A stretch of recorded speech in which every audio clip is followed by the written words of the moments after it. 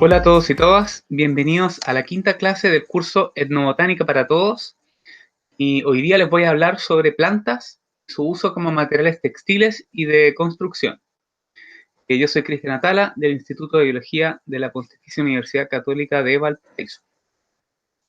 Las plantas las hemos usado en nuestra historia como fuente de materiales y fibras, ¿ya? Desde su uso para confeccionar ropa, como para confeccionar cuerdas y otro tipo de artículos.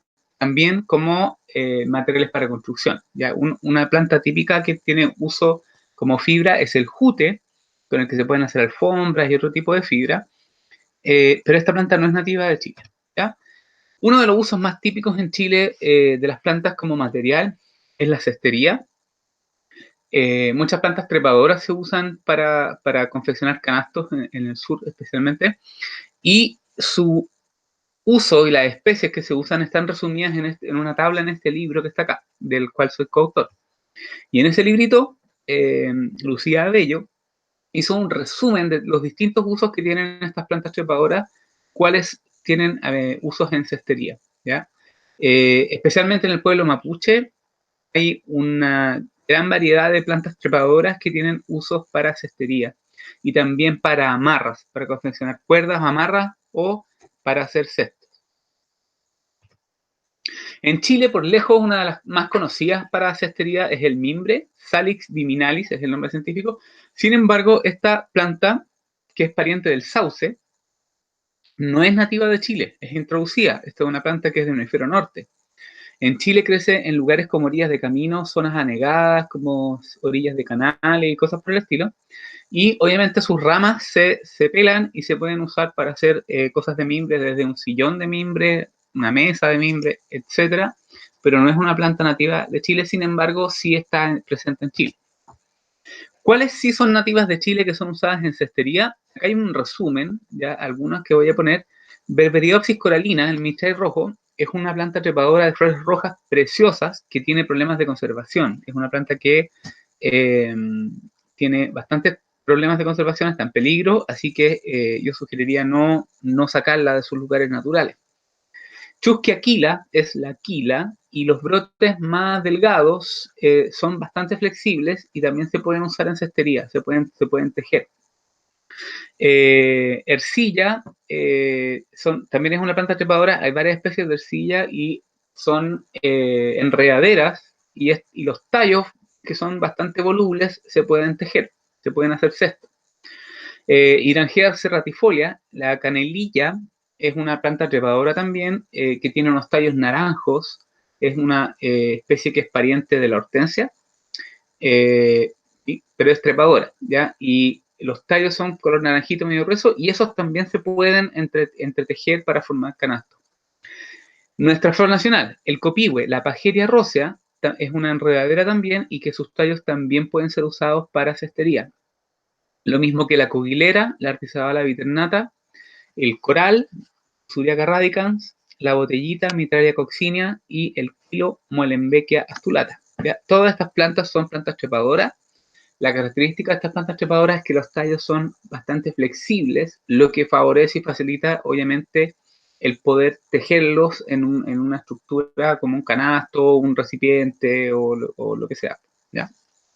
Ahí tenemos un ejemplo de un cesto hecho de Boquila trifoliolata, ¿ya? Otra trepadora que es pariente de la Lardizábala viternata, ¿cierto? De la misma familia, y son estas del sur de Chile. Más típicas como del bosque templado, de lo que se llama bosque valdiviano, que de la zona central. Aunque también algunas de estas sí están presentes en la zona central. Otra planta que es muy característica es la totora, ¿ya? No está muy claro cuántas especies hay en Chile, ni cuáles son, si son nativas o más bien llegaron temprano con los hombres, ¿no es cierto? Los primeros que colonizaron esta parte. Es la Tifa dominguensis, hay otra, puede ser Tifa angustifolia. No es tan fácil identificar la especie, pero sí es muy fácil saber que es una tifa, que es una totora. ¿Por qué? Por estas como salchichas, ¿no es cierto? Típicas como de los monos animados. Eh, y salen en lugares como orillas de laguna, lugares con bastante humedad o derechamente anegados. Las hojas de esta planta se pueden trenzar y se pueden confeccionar estructuras de totora. Ya se pueden hacer incluso paneles de totora, se puede usar para los techos, para por ejemplo, evitar la lluvia. Se pueden tejer también para hacer paredes, paneles, sillas, qué sé yo, no sé. Distintas cosas con totora. Cuerdas, también hay una serie de especies que se pueden usar como cuerdas. Muchas de estas también se pueden usar para cestería con las mismas propiedades, pero las cuerdas en general se usan a partir de solamente las fibras. Es decir, la planta se pasa por una estructura como de clavos o filosa, ¿cierto? Que saca la parte verde de la planta y deja solamente las fibras, ¿ya? Estas fibras a veces se blanquean y se pueden trenzar para formar estas cuerdas, ¿ya? Algunas especies que se usan para cuerdas es el michay rojo, el pilboqui, la boquila, esta debe ser con minúscula, perdón, el boqui colorado, su estriata, que tiene unos frutitos rojitos, y el proto del monte Oquilmay, ¿ya? Elytropus chilensis, ¿ya? Que es una apocinácea. Y tenemos la florcita. Esta es una foto de que ilustra el Elytropus, el Quilmayo proto del monte.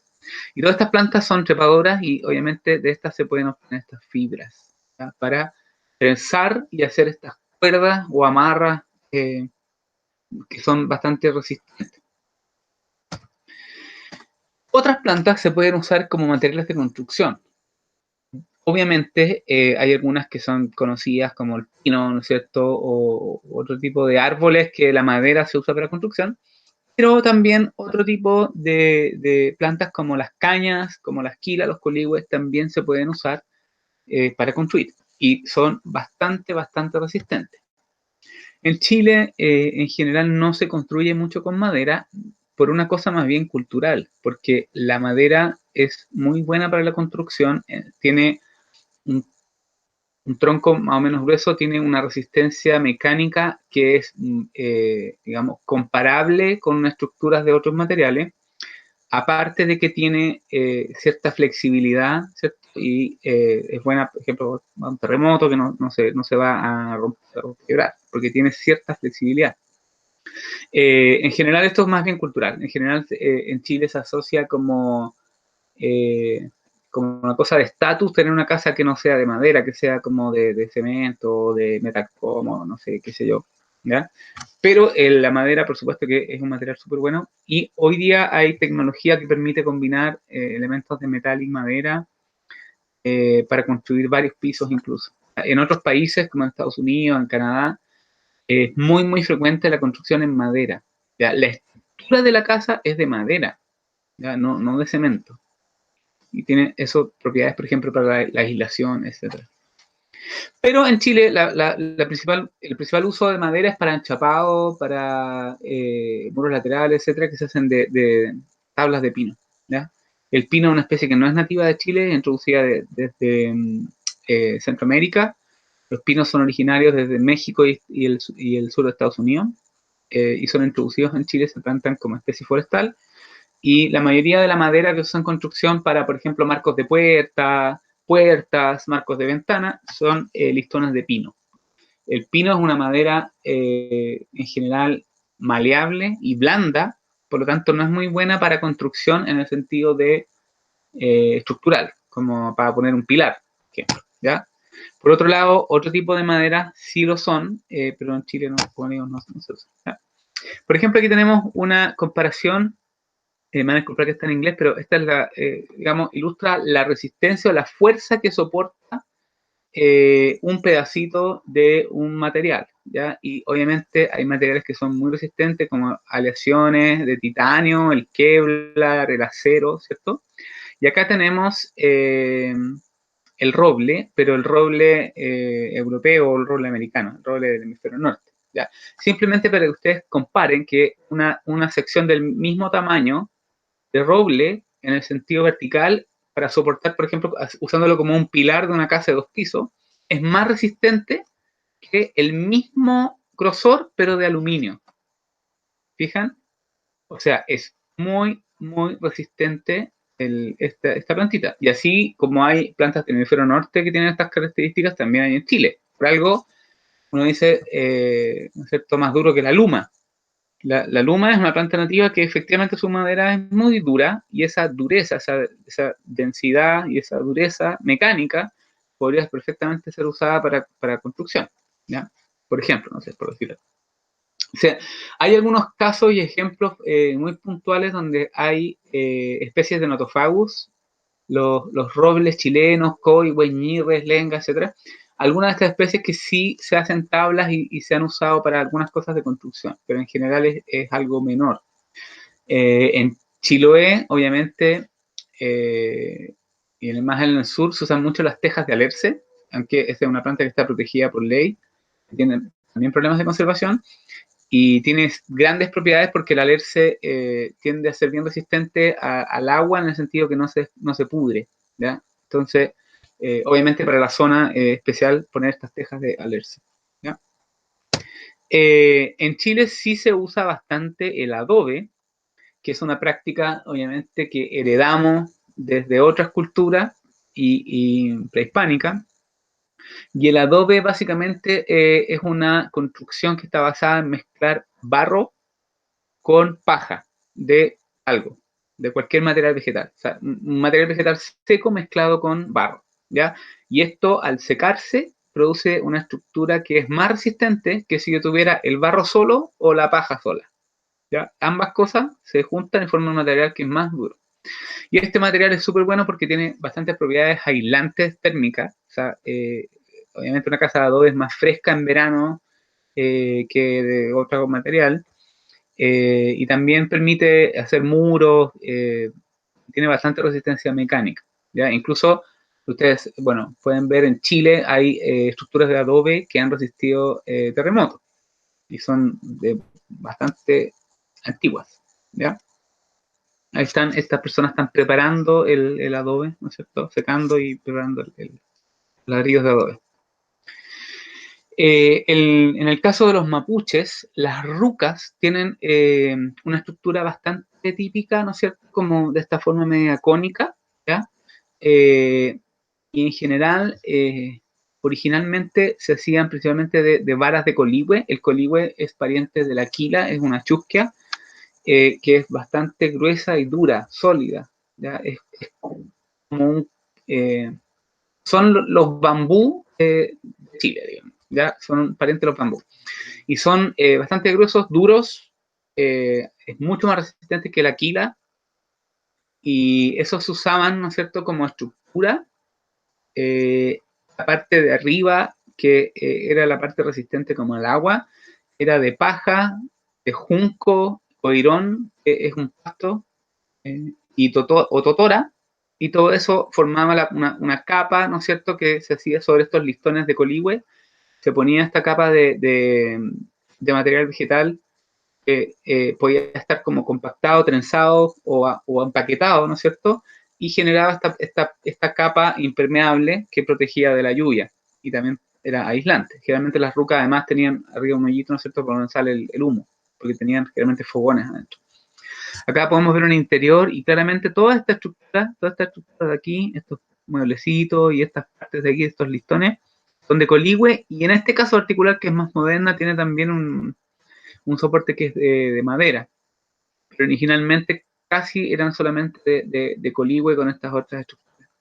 Las amarras y las junturas usualmente son con plantas trepadoras, las que mencionaba yo, por ejemplo, que se usan en cestería o para cuerdas.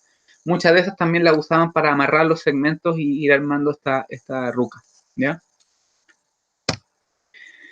Bueno, hoy en día hay las ciencias de la ingeniería y la botánica, la etnobotánica, se mezclan para la confección de nuevos materiales, ¿ya? Y a esto se le llaman biopolímeros, biomateriales o materiales compuestos. Y estos son materiales que usan una matriz que es sintética o, digamos, plástica o de alguna otra cosa, y que tiene incorporado fibras que son de origen natural. Y estas fibras de origen natural le confieren ciertas propiedades que hacen que el material resultante sea mejor que el polímero solo o la fibra sola. Es lo mismo que en el caso del adobe. El adobe es un material compuesto que está por una fase continua que es barro y una fase discontinua que es la paja. Que en el fondo la paja es una manera menos refinada de aportar las fibras naturales. ¿Ya? Entonces, ¿qué son estas cosas? Bueno, las fibras naturales cada vez son más usadas en la síntesis de biopolímeros o materiales compuestos. Presentan ventajas sobre fibras sintéticas que son de bajo costo. O sea, yo puedo sacar pasto, sacar coligüe, sacar una hoja de palmera, sacar qué sé yo, y voy a tener fibras naturales, ya son de bajo costo. Y además son biodegradables, porque otro tipo de fibras sintéticas tienen, digamos, peor degradación en el tiempo o puede ser contaminantes, etc. ¿Ya? Aquí tenemos un ejemplo de fibras, donde tenemos las fibras que están aquí blanqueadas, ¿no es cierto?, con distinto color. Estas son las sin tratar y uno puede darle ciertos color o tono a las fibras. Y así se ven fibras de una planta. Yo la pasé por unos alambres donde le saqué toda la parte como blanda de la planta. Fui como moliendo, ¿ya?, y sacando estos elementos que están en el tallo, principalmente, o en las hojas en algunos casos. Y finalmente me quedo con esto. A veces se hace se ponen las plantas en soda cáustica, y la soda cáustica lo que hace es como, entre comillas, comerse toda la parte verde blanda de la planta y quedan estas fibras que son lo más resistentes después. ¿Ya? Ojo que la soda cáustica es cáustica, o sea, tengo que usar guantes o protegerme las manos porque si no me puedo quemar. Y entonces, después de este proceso de soda cáustica, me quedo con estas fibras que son más resistentes, son células muertas, duras, y alargadas que tienen estas características que se pueden tensar o usar en estos biopolímeros. ¿Ya? Los materiales compuestos están hechos de una matriz que se llama fase continua y un reforzante que es la fase discontinua. En el caso del adobe, esta matriz es el barro y el reforzante es la paja. Y en el caso de los biopolímeros más modernos, generalmente la matriz es una resina.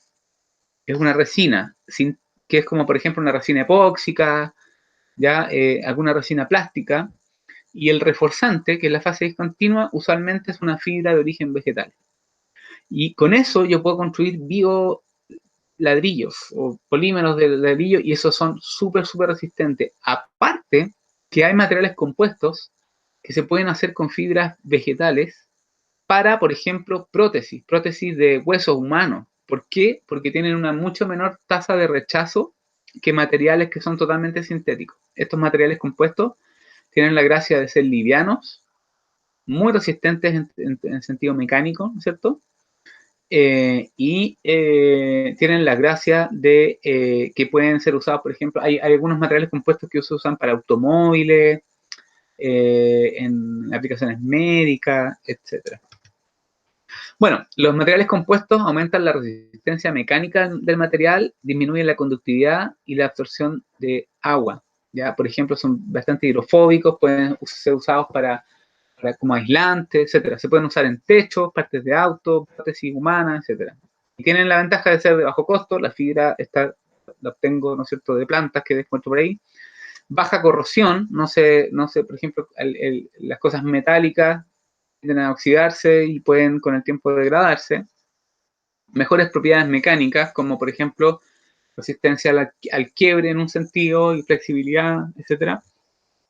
Y obviamente son más ecológicos en el sentido de que tienen un componente que es reciclable, ¿ya? Más que si yo hiciera una extrusión de un polímero totalmente sintético, ¿ya? Eso es mucho menos amigable que al mezclar esta resina con materiales que sí son biodegradables, ¿ya?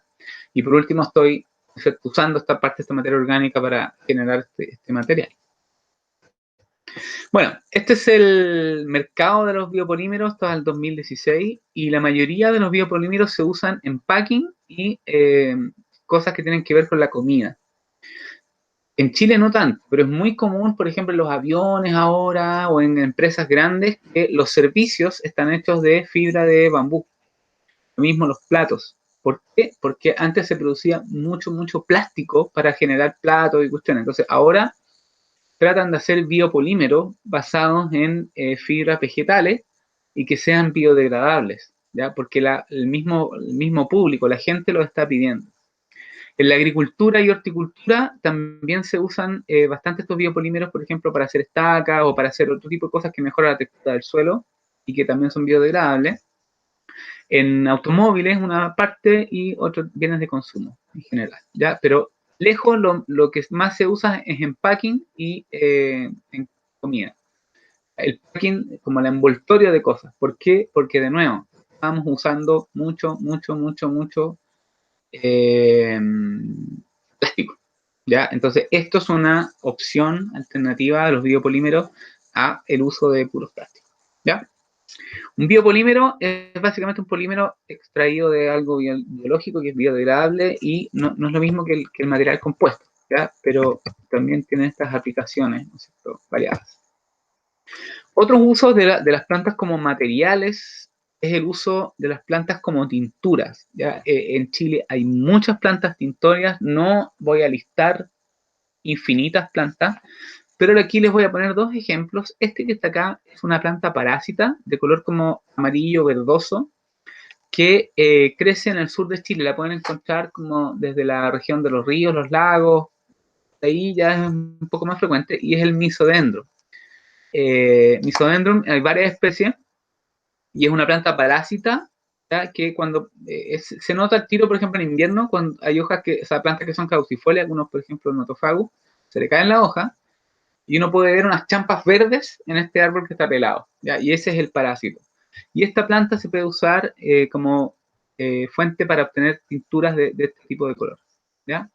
También el coliguay, hay varias especies de coliguaja, ¿cierto? El género, hay varias especies, pero todas tienen estas propiedades para teñir. La madera se puede usar para teñir, ¿ya? Como uno hace una extracción de este material vegetal, lo muele y con agua y puede remojar lana o alguna fibra, digamos, textil en esta solución. Después se usan mordientes para fijar el color, que generalmente usan sal cuando lo hacen como tintura natural. Y entonces ahí voy a tener que se toma ese color, ¿ya? Esto es un ejemplo. Hay más especies en Chile que tienen propiedades tintorias y obviamente los que más saben de esto son los pueblos originarios. Los pueblos originarios ahí tienen miles de ejemplos, no sé si miles, pero decenas de ejemplos de usos de plantas nativas como plantas tintorias, ¿ya? Hay algunos otros ejemplos de líquenes, por ejemplo, que son tintorios, pero los líquenes no son plantas. Entonces, no lo pongo aquí en este caso, ¿ya? Solamente les pongo para ilustrar un ejemplo con el Misodendron y con el Coliguay o Coliguay, ¿ya? Otros materiales que me interesa mencionar, esto yo se lo mencioné, es el Sphagnum, el pompón, ¿cierto? Un musgo que crece y que forma turberas, y que en el caso que tenía propiedades antibióticas, ¿se acuerdan? Pero también se puede usar como material, en el sentido de que es un material que es capaz de contener un gran volumen de agua, ¿ya? Eso es por las características de las células de esta planta, y se usa como sustrato para plantas tropicales como orquídeas y plantas epífitas, bromelias, qué sé yo, ¿ya? ¿Por qué? Por su alta capacidad de retener agua. Por lo mismo, también puede ser usado para para confeccionar pañales, toallas higiénicas y otro tipo de cosas que tengan que ver con chupar agua, ¿cierto? Reemplaza como el gel de un pañal. Se pueden hacer pañales totalmente reciclables, etcétera, con prensado de este musgo, ¿ya? Pero recuerden que su extracción indiscriminada en el sur está provocando que un daño ecológico bastante severo. Entonces, ojo, hay una manera sustentable de extraerlo y usarlo, y hay una manera que es no sustentable, que es llegar y pelar los cuerpos de agua, ¿no es cierto?, donde está y dejar las lagunas ahí porque eso no se recupera. Y eso también altera las dinámicas de agua de los ecosistemas. Entonces, ojo, porque esto es súper bueno, pero su extracción sin control puede llevar a que ya se nos acabe o provocar un daño ecológico severo, ¿ya? Especialmente en Chiloé, donde se extrae, pero un kilo, con, literalmente con bulldozer. Aquí tenemos algunas fibras, se las menciono nomás porque la gente, bueno, obviamente la ropa ya ahora casi toda es sintética, pero cuando hay fibras naturales, generalmente es algodón, lino o bambú o jute. ¿Ya? Uno puede encontrar calcetines de bambú, qué sé yo. Ninguna de estas plantas es nativa de Chile, por si acaso. ¿Ya? Ni el algodón, que es de Norteamérica, ni el lino, Europa, ni el bambú, que obviamente es asiático. ¿Ya? Entonces, estas plantas se usan mucho en la fibra textil, digamos, como para ropa. Pero por si acaso, para que sepan que no son nativas de Chile. Y otros usos, bueno, obviamente esto del bambú se ha puesto bastante de moda y están generando, hay varios emprendimientos que generan platos, servicios, etcétera. No como biopolímero, sino que literalmente como simplemente la fibra molida y prensada, ya extruida. ¿Ya? Entonces, lo que hacen aquí es este bambú o otra fibra natural, la muelen y la presionan y a presión generan como la forma. Después cuando se seca queda la forma así. ¿Ya? Entonces eso se puede usar como algo desechable, pero esto yo lo podría llegar y romper y poner en el patio, ¿no es cierto? Y ponerle tierrita y es biodegradable. Biodegradable significa que se puede degradar a una escala temporal humana, ¿no es cierto? En un par de años no queda nada. ¿Ya? Entonces, lo interesante es que nosotros tenemos acá varias plantas nativas de Chile, como la esquila, como el coligüe, como las mismas hojas de palmera, ¿ya? De palma chilena, o las mismas hojas de los chaguales, o de las chupallas, o de los chupones, que pueden ser fuentes de fibra para generar este tipo de emprendimiento y este tipo de materiales, ¿ya? Y así reducir nuestro uso del plástico que ya a estas alturas de la vida de la cultura debería ir tendiendo a cero, a no usar tanto plástico. Así que eso, por hoy día, la moraleja es que hay muchas plantas nativas de Chile que tienen uso.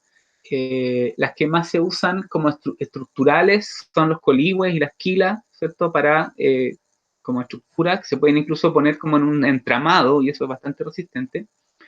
Hay algunas especies de árboles chilenas que se puede obtener madera para construcción, pero son generalmente caras y muy como exclusivas, ¿no? No es un mercado muy masivo, ¿ya? Sí hay un montón de plantas nativas que se usan en cestería. La mayoría de esas son plantas trepadoras que tienen tallos volubles, blanditos, y que se pueden trenzar y tejer en canastos y cosas por el estilo. Y algunas otras plantas nativas de Chile pueden usarse para teñir, ¿ya? Como fuente de tintura.